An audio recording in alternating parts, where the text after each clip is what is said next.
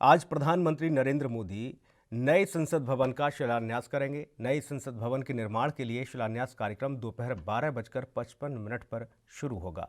प्रधानमंत्री मोदी भूमि पूजन और शिलान्यास दोपहर 1 बजे करेंगे। इसके पश्चात 1:30 बजे सर्वधर्म प्रार्थना होगी और दोपहर 2:15 बजे पीएम मोदी समारोह को संबोधित करेंगे। लोकसभा अध्यक्ष ओम बिरला भी इस अवसर पर मौजूद रहेंगे। संसदीय कार्य मंत्री प्रहलाद जोशी, आवास और शहरी कार्य राज्य मंत्री स्वतंत्र प्रभार हरदीप पुरी, राज्यसभा के उपसभापति हरिवंश नारायण सिंह के साथ ही आपको बता दें केंद्रीय मंत्री, सांसद, सचिव, राजदूत, उच्चायुक्त भी इस अवसर पर मौजूद रहेंगे। उपराष्ट्रपति और राज्यसभा के सभापति वेंकैया नायडू और लोकसभा अध्यक्ष ओम बिरला ने 5 अगस्त 2019 को राज्यसभा और लोकसभा की कार्यवाही के दौरान नए संसद भवन के लिए प्रस्ताव पेश किया था और इसके पश्चात लोकसभा अध्यक्ष की अध्यक्षता में सामान्य प्रयोजनों संबंधी सीमित आपको बता दें कि एक जो व्यवस्था की गई उस समिति के द्वारा इस मामले पर कार्रवाई की गई थी। समिति ने नए संसद भवन के डिजाइन में शामिल किए जाने के विस्तृत प्रस्ताव तैयार किए थे और ये भी सिफारिश की गई थी कि नए संसद भवन में भारत की सांस्कृतिक विविधता को दर्शाने के लिए संपूर्ण देश के दस्तकार और शिल्पकार अपना योगदान देंगे। नए संसद भवन का निर्माण वर्तमान संसद भवन के पास ही लगे प्लॉट संख्या 118 पर किया जा रहा है। नए संसद भवन के डिजाइन में वर्तमान और भविष्य की आवश्यकताओं को पूरा करने के लिए बेहतर सुविधाओं, पर्याप्त स्थान के साथ ही अत्याधुनिक प्रौद्योगिकी का प्रावधान किया गया है। आत्मनिर्भर भारत के अग्रदूत के रूप में ये नया भवन साल 2022 में देश की स्वतंत्रता की 75वीं वर्षगांठ के अवसर पर नए भारत की आवश्यकताओं और आकांक्षाओं को पूरा करेगा। क्योंकि यह भवन एक अत्याधुनिक और ऊर्जा कुशल संरचना होगी, इसलिए इसमें सुदृढ़ सुरक्षा प्रणाली भी होगी। लोकसभा का नया कक्ष वर्तमान कक्ष के आकार से 3 गुना बड़ा होगा और राज्यसभा का कक्ष भी काफ़ी बड़ा बताया जा रहा है। यह भवन भारतीय संस्कृति और हमारी क्षेत्रीय कलाओं के साथ ही हस्तशिल्पों और टेक्सटाइल्स के साथ ही स्थापत्य की विविधता का समृद्ध मिश्रण प्रस्तुत करेगा। इसमें एक भव्य केंद्रीय संविधान कक्ष का भी प्रावधान है।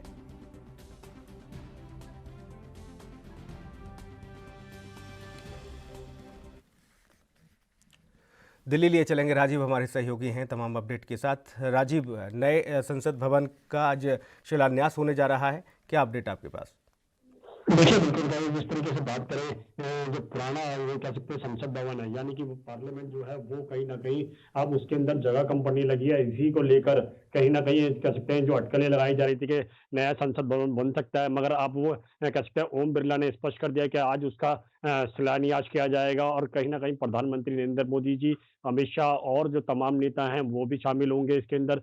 स्पीकर हैं जो लोकसभा और राज्यसभा के वो भी शामिल होंगे, तमाम जो नेता हैं वो भी शामिल होंगे। मगर एक चीज़ स्पष्ट है, जिस तरीके से कोरोना काल के बीच में एकदम से कह सकते हैं संसद भवन का जो निर्माण किया जा रहा है वो लगभग 2022 तक संपन्न होगा। मगर एक चीज़ स्पष्ट है, जिस तरीके से कोरोना काल की वजह से लोगों को दिक्कतें हो रही थी, मगर सरकार इसी दौरान कहीं न कहीं प्रधानमंत्री नरेंद्र मोदी जी ने अपने लिए जहाज ख एक एयर जहाज खरीदा था और एक राष्ट्रपति जी के लिए खरीदा था। तो कहीं न कहीं हर तरीके से ये देखना होगा कि जो इस वक़्त संसद भवन का निर्माण किया जा रहा है, क्या वो उचित समय है? क्योंकि लोगों को वैसे भी दिक्कत हो रही है। मगर एक चीज़ स्पष्ट है कि पुराने जो संसद भवन में जो सुविधाएँ कम पड़ रही थी, यानी कि बैठने की सुविधाएँ कम पड़ रही थी, मेंबर ज़्यादा हो चुके थे और भी ज़्यादा मेंबर आने थे उसके अंदर, जो बैठने की दिक्कतें थी और कहीं न कहीं जो सुविधाएँ थी वो भी कम पड़ रही थी। मगर अब जो बात करें नया संसद भवन बनेगा तो कहीं न कहीं लोगों के साथ-साथ जो कह सकते हैं जो नेता होंगे, यानी कि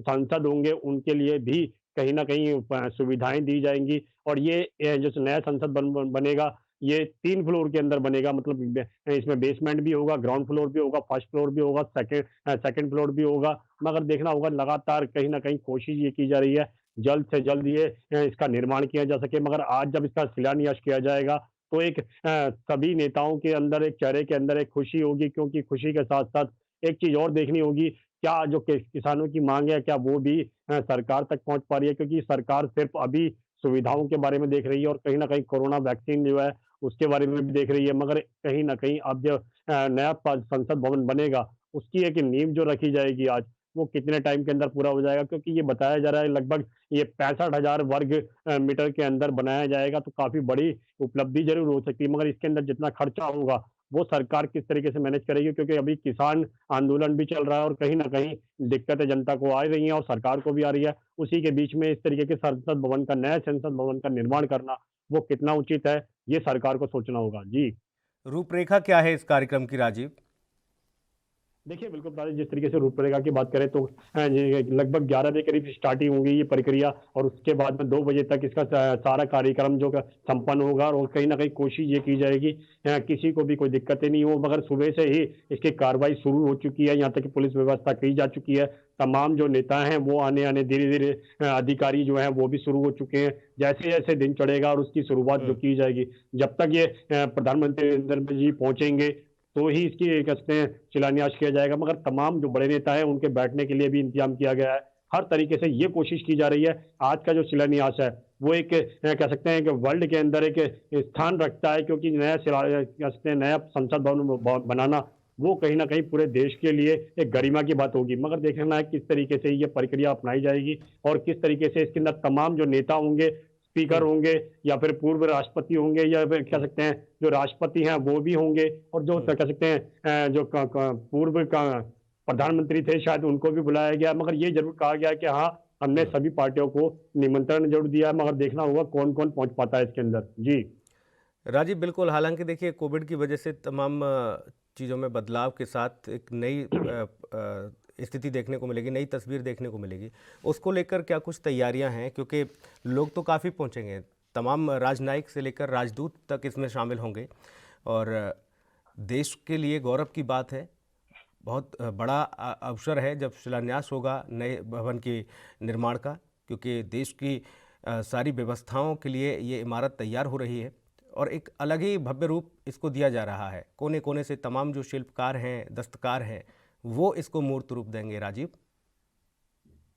देखिए, एक चीज तो स्पष्ट है, जिस तरीके से सरकार कहीं ना कहीं जो नया संसद भवन की बनाने की जो निर्माण किया जा रहा है वो कहीं ना कहीं हम्म। एक उपलब्धि होगी, क्योंकि सरकार इस तरीके के भाजपा सरकार के अंदर ये पहली उपलब्धि है जिस हम्म। तरीके से ये करा जाएगा। मगर एक चीज बाजी स्पष्ट है, इसमें शिलान्यास भी आ रहे हैं और तमाम जो सुविधाएं होंगी वो भी गौर करने वाली बात होगी। मगर बात करें जो कोरोना काल के अंदर हम्म। इसका जो शिलान्यास किया जा रहा है, वो कहीं ना कहीं सोशल डिस्टेंसिंग का खास तौर पर ध्यान रखा जा रहा है, और हम्म। खास तौर पर मास्क और सैनिटाइजर का यूज किया जा रहा है, ताकि कोई भी अधिकारी या कोई भी नेता अगर अंदर आता है तो हम्म। कहीं ना कहीं वो सैनिटाइजर और मास्क का यूज करते हुए, और उनको मास्क दिया जाएगा ताकि वो अंदर आए तो कम से कम जो प्रक्रिया अपनाई जाए वो सोशल डिस्टेंसिंग के दायरे में की जा सके, ताकि किसी को भी कोई दिक्कतें ना आ सके। मगर हम्म। कहीं ना कहीं कोरोना काल के बीच में अगर कह सकते हैं नए संसद भवन का निर्माण किया जा रहा है, ये एक अपने आप में एक उपलब्धि जरूर है।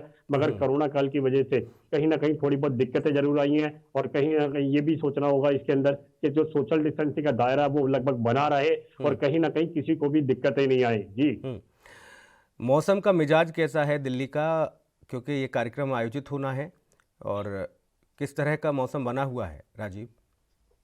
देखिए, बिल्कुल बता दें, जिस तरीके से अभी ठंड का वो जो कहर है वो कहीं ना कहीं बढ़ता चला जा रहा है। कहीं ना कहीं एक कह सकते हैं जो फोग की चादर है वो बनती चली जा रही है। मगर एक चीज स्पष्ट है, मौसम की वजह से ऐसी कोई दिक्कतें नहीं आने वाली है। मगर हाँ, थोड़ा बहुत धूप छांव का जो खेल चलता रहेगा वो तो खैर चलेगा ही। मगर एक चीज स्पष्ट है, सरकार कोशिश करेगी किसी भी तरीके की बाधा ना आए इस कार्यक्रम के अंदर। मगर हम्म। क्योंकि ये एक बड़े लेवल पे कार्यक्रम है और वर्ल्ड के अंदर इसका नाम होगा, तो कहीं हम्म। ना कहीं हर तरीके से सुरक्षा व्यवस्था की बात करें तो हर तरीके की सुरक्षा व्यवस्था लगाई हुई है। दिल्ली हम्म। पुलिस के साथ साथ स्पेशल फोर्स भी लगाई हुई है, यहाँ पे बीएसएफ के जवान भी खड़े हुए हैं, और तमाम सुविधाओं को गौर किया जाएगा। और जहां तक कि मीडिया की बात करें तो मीडिया कर्मी भी जा सकते हैं, मगर विदाउट परमिशन नहीं जा पाएंगे वो भी। उनके लिए भी विजय चौक पे इंतजाम किया गया है। मगर मीडिया कर्मी वहां जाते हैं तो जिनके पास पीआईबी कार्ड है या फिर परमिशन है वो ही हम्म। जा सकते हैं और वही कवरी कर सकते हैं। मगर तमाम सुविधाओं के साथ साथ कोरोना काल के बीच में अंदर इस तरीके की जो उपलब्धि है वो एक सरकार के लिए बड़ी उपलब्धि है, और इसको जितना जल्दी जल्दी से पूरा हो सके हम्म। कोशिश ये की जाएगी कि 2022 तक ये पूरा हो जाए। मगर हम्म। उससे पहले भी इसके अंदर जो खामियां होंगी वो पूरी करी जाएंगी। जी। राजीव, लेकिन अच्छा नहीं होता कि देश का अन्नदाता अपने घरों में रहकर इस भव्य कार्यक्रम का आनंद लेता, वो जाकर रजाई में बैठकर सर्द के मौसम में जो अन्नदाता सड़कों पर बैठा है, अपने हक के लिए लड़ रहा है, वो भी इस कार्यक्रम को देखता और गर्व महसूस करता। ज़रूरी नहीं था कि पहले उनकी समस्याओं का समाधान हो जाता, वो लोग अपने घर चले जाते, उनकी मांगों को मान लिया जाता। देखिए, एक चीज तो सही है, ये आपने कहा कि किसान बेशक सड़कों पर बैठा हुआ है, क्योंकि किसान जो है वो अपनी मांग को लेकर अड़ा हुआ है, मगर सरकार ने वैसे ही स्पष्ट कर दिया कि हम कानून वापस नहीं लेंगे। मगर कहीं ना कहीं सरकार थोड़ा बहुत हिटलर सा ही जो तरीका है वो इस्तेमाल कर रही है, क्योंकि बेशक वो संसद भवन का निर्माण कर रहे हैं, क्योंकि एक पूरे देश के लिए नहीं, पूरे वर्ल्ड के लिए एक उपलब्धि जरूर है, क्योंकि हर तरीके से भारत एक ऐसे मुकाम पर पहुंचेगा कि जिसकी उम्मीद सभी सरकारों ने की थी और कहीं ना कहीं एक नरेंद्र मोदी जी ने सपना देखा था कि भारत का जो नाम है वो वर्ल्ड के अंदर आ सके और वही कहीं टॉप लेवल की लिस्ट में आ सके। मगर उस उपलब्धि के बीच में थोड़ी सी खामियां जरूर नजर आ रही हैं, क्योंकि किसान सड़कों पर बैठा हुआ है और तमाम पूरे एक शहर का नहीं है किसान, पूरे देश का किसान है और सड़कों पर बैठने के बाद भी सरकार से वो नाराज है, क्योंकि सरकार बेशक उपलब्धि गिनाने में लगी हुई है और यहाँ तक कि संसद भवन का निर्माण किया जाएगा और शिलान्यास किया जाएगा, मगर उन किसानों के बारे में नहीं सोचा जा रहा है, क्योंकि जो किसान सड़कों पर बैठा हुआ है, ठंड के अंदर बैठा हुआ है और लगभग 13-14 दिनों से बैठा हुआ है और कहीं ना कहीं वो ठंड की वजह से अपने परिवार और अपने गांव को छोड़कर, अपने खेतों को छोड़कर वो दिल्ली की सड़कों पर बैठा हुआ है। तो कहीं ना कहीं केंद्र सरकार को सोचना चाहिए था, क्या किसानों की जो पहले दिक्कतें थी उनको दूर करा जाता, या फिर जो प्रदर्शन कर रहे हैं उनको हटाया जाता, तो किसी भी तरीके से उनको समझाया बुझा के, या फिर जो उनकी जो मांगे थी कुछ हद तक जायज भी थी और उनको मान भी लिया जाना चाहिए था। मगर सरकार अभी भी एक ही तरीके पड़ी हुई है कि हम किसानों के हित में सोच रहे हैं, मगर किसान उनको समझना नहीं चाह रहे हैं। मगर किसानों की जब अगर पॉइंट ऑफ व्यू से देखा जाए तो किसान अपनी जगह पर जायजा, क्योंकि वो ये देख रहे हैं कि पूंजीपतियों के बारे में सरकार सोच रही है, ना कि किसानों के। अगर किसानों का नुकसान होता है तो फिर सरकार का भी नुकसान होता है, मगर कहीं ना कहीं दिक्कतें दोनों तरफ है, मगर सरकार शायद किसानों के बारे में नहीं सोच रही है, तो सरकार सिर्फ अपनी उपलब्धियां गिनाने में लगी हुई है। जी, ये माना जाता है राजीव के मोदी सरकार लोगों को खुश कर, किसी के लिए कुछ हो ना हो, लेकिन एक माहौल ऐसा तैयार जरूर हो जाता है कि लोग ये कहने पर आमदा हो जाते हैं, हर हर मोदी घर घर मोदी। ये भी स्थिति देखी हमने, और लोगों को कुछ नहीं तो कम से कम ऐसी चाशनी वाली बातें तो हो ही जाती हैं कि लोग बड़े सराबोर हो जाते हैं उन बातों से। लेकिन यहाँ तो आलम ऐसा हो गया है कि अब स्थिति एकदम उलट, न बातचीत हो रही न कुछ, और सीधा जो कह दिया जा रहा है कि नहीं नहीं कानून तो अब वापस होंगे ही नहीं। जब देखिए, सरकार का ये भी बयान आ सकता है इस मसले पर कि भाई ये कानून हमने किसानों के लिए बनाया था, किसान देश के अन्नदाता के लिए बनाया था। कोई ऐसा राज्य हो जहां का किसान ये कह रहा हो कि ना ना इस कानून से हम बड़े खुश हैं? हर एक राज्य का किसान और उनके संगठन इस बात को कह रहे हैं कि इन कानूनों की कोई आवश्यकता नहीं, हमें इनको वापस लीजिए, कुछ और बेहतर करके हम लोगों से विचार विमर्श करके अन्नदाता के लिए अगर कोई काम करना है तो उस पर आप विचार विमर्श करके हमारे लिए हमारी ज़िंदगी को बेहतर करना चाहते हैं तो वो चीज़ें लाइए। आपने जो एकाएक ये तीनों कानून बना दिए थे, इन कानूनों की आवश्यकता हमें है ही नहीं, ये तो हमारे लिए डेथ वारंट है, मौत के फरमान है, इनको वापस लीजिए। तो ऐसे में दिक्कतें क्या हैं सरकार को, परेशानियां क्या हैं, ऐसी क्या हठधर्मिता है सरकार की जिसकी वजह से ये कानूनों पर ऐसे कह दिया जा रहा है? चाहे गृह मंत्री हो, कृषि मंत्री हो, हर कोई इसी बात को कह रहा है कि ना ना ये वापस ही नहीं होंगे। देखिए, एक चीज तो स्पष्ट है, जिस तरीके से किसानों की जो बात है वो कहीं ना कहीं किसानों के हक से जायज भी है, क्योंकि किसान अभी जो नाराज है वो नाराज होने के साथ साथ इस सरकार को, यानी केंद्र सरकार को सिर्फ हिटलर सा ही सरकार कह रहा है। क्योंकि जिस तरीके से सरकार की तरफ से हर जो नेता, कृषि मंत्री हुआ या फिर गृह मंत्री हुए या फिर कह सकते हैं राजनाथ सिंह जी हुए, जो रक्षा मंत्री हैं, यहाँ तक कि जो प्रधानमंत्री हैं नरेंद्र मोदी जी, उनकी तरफ से भी स्पष्ट कर दिया है कि कानून वापस नहीं होगा।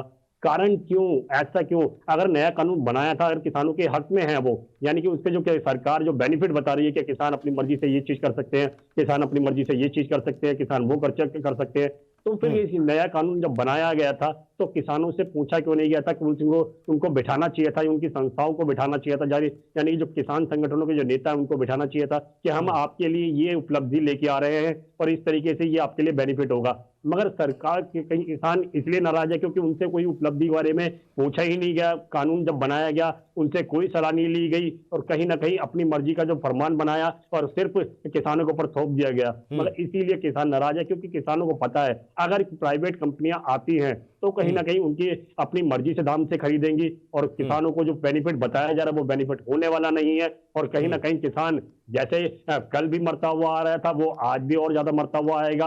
तो कहीं ना कहीं परेशानी तो जरूर होगी उसको। मगर किसान जब तक अन्न नहीं उगाएगा तो सरकार या फिर जनता रोटी कहां से खाएगी, ये जरूर सरकार को सोचना चाहिए था। मगर सरकार सिर्फ अब पूंजीपतियों के बारे में सोच रही है, सिर्फ राजीव, टैक्स कुछ के बारे में। सरकार का इस तरीके का कोई प्लान तो नहीं है? कुछ ऐसा एजेंडा हो कि जितना बवाल होना है हो जाए, जितनी सारी चीज़ें होनी है हो जाए, लेकिन फिर कुछ ऐसा करे।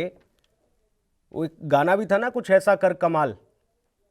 तो ऐसा कुछ कमाल ना कर दे सरकार कि फिर जो अभी आंदोलन हो रहा है बाद में किसान कहें कि नहीं नहीं बहुत बढ़िया रहा, जला तो जला लेकिन सिका भी खूब।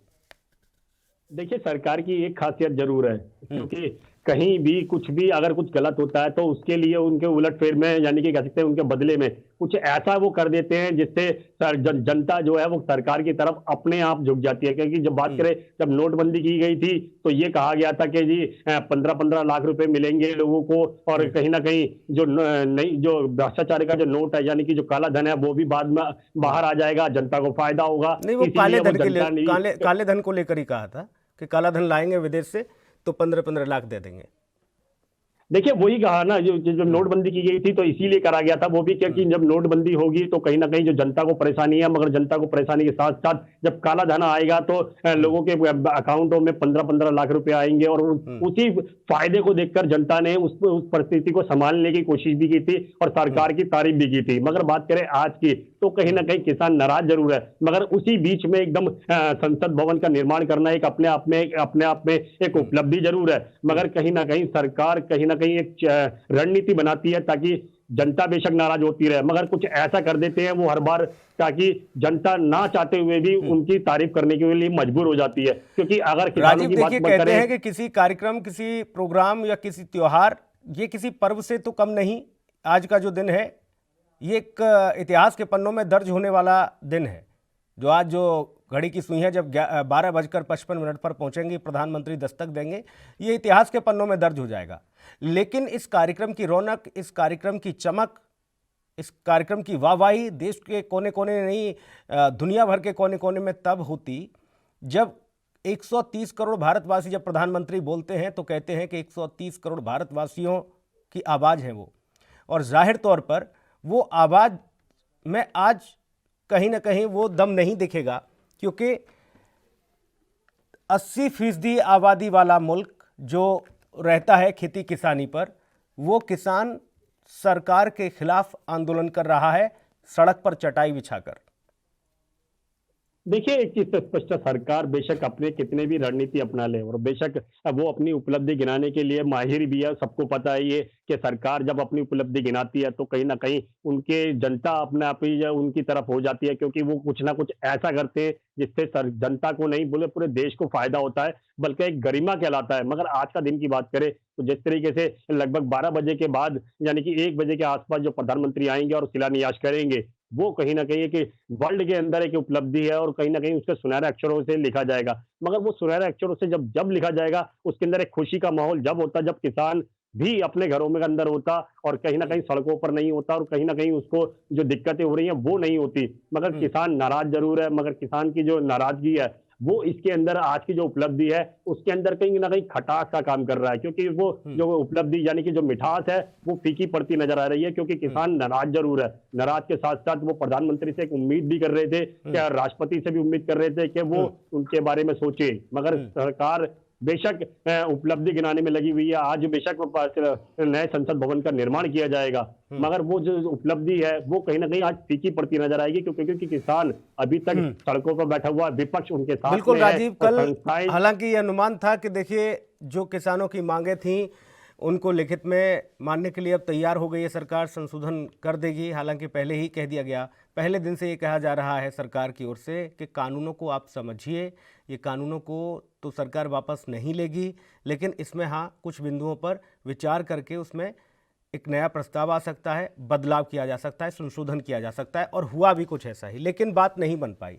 हालांकि उम्मीद ये थी कि शायद किसानों के पाले में वो जो गेंद थी, जो फेंकी गई थी कि लिखित में प्रस्ताव दे दिया गया है, संशोधन कर दिया गया है, इसको आप विचार विमर्श कर लीजिए, इस पर बात बना लीजिए, मान लीजिए। लेकिन किसानों ने सीधे तौर पर इनकार कर दिया, बोले ना, कुछ चाहिए ही नहीं, तीनों कानून वापस करो, इससे अलग इसके दूसरी कोई बात नहीं। देखिए, एक चीज तो समझनी होगी, किसानों ने जो सरकार का, केंद्र सरकार का जो प्रस्ताव था वो वापस करने का रीजन क्या था, क्योंकि उनको उसके प्रस्ताव के अंदर कोई भी ऐसा बेनिफिट नजर नहीं आया जो सरकार बार बार उनको उपलब्धि गिनाने की कोशिश कर रही थी। यानी कि जिस तरीके से कहा जा रहा था कि आप अपनी खेतों से ही डायरेक्ट फसलें बेच सकते हैं और अपना जो मुनाफा है वो डबल हो सकता है। यानी कि अगर सरकार 11 रुपए इन सब के बीच राजीव एक चीज तो समझ में आ गई होगी सरकार को भी कि पूर्ण बहुमत से सरकार आ जाए या गठजोड़ से सरकारें बने सदन में, किसानों के लिए अगर कुछ करना होगा तो उसके लिए किसानों से बातचीत जरूर कर लें, नहीं तो ऐसी स्थिति पैदा कर देगा किसान, देश का अन्नदाता, जो खेत में हल चलाता है, जिस लाठी के सहारे वो चलता है, उस लाठी को लेकर पहुंचता है, हाथ में लठ होता है उसके, और वो कहता है कि इसी पर अपना झंडा भी गाड़ूंगा, इस डंडे को भी यहीं गाड़ूंगा। वो फिर पीछे नहीं हटता किसान। और किसान के लिए कोई मौसम मायने भी नहीं रखता, कितनी भी सर्दी हो, कितनी भी धूप हो, बारिश हो, किसान तो वैसे ही खेत में ही रहता है। वो जानता है वो हर एक मौसम को निकालता है एसी कमरों में और घरों में बैठकर नहीं, वो खेत में ही निकालता है। इसलिए उसे बहुत अच्छे से पता भी है कि अगर आंदोलन यहाँ पर देना है, धरना पर बैठना है, फिर चाहे कुछ भी हो जाए, नहीं हटना है। ये स्थिति रहती है किसान की। लेकिन वो किसान अन्नदाता इतना भोला भी होता है, अगर आप जाएंगे उस दरमियान भी, तब भी वो आपको वहाँ पर आदर भाव से खाना भी खिलाएगा, आपको पानी भी पूछेगा, आपके लिए सारी व्यवस्थाएं वो करेगा। वो बैठा हुआ किसान चटाई पर, वो देश का अन्नदाता है, वो जानता है। राजीव, बहुत शुक्रिया तमाम महत्वपूर्ण जानकारी के लिए, बहुत धन्यवाद आपका। देश दुनिया की खबरों के लिए ANB न्यूज को सब्सक्राइब करें और बेल आइकन दबाएं।